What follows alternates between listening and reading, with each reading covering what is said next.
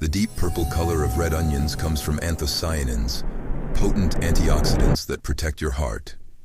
According to clinical data, they contain higher levels of quercetin than white onions, which helps lower blood pressure and reduce inflammation. Hello, I'm Data Chef Tigo. Uncover the vibrant world of red onions, packed with powerful nutrients, but requiring a few essential cautions. However, there is an important caution.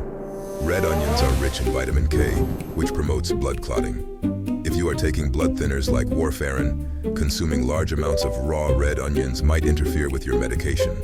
Always consult your doctor. To preserve their nutrients and color, store them in a cool, dark, dry place. Never in plastic bags. When cooking, adding a splash of vinegar or lemon juice helps maintain that beautiful purple color instead of it turning gray. Try making quick pickled red onions. Just soak thinly sliced red onions in a mixture of vinegar, sugar, salt, and water, and you're good to go. It goes perfectly with any dish.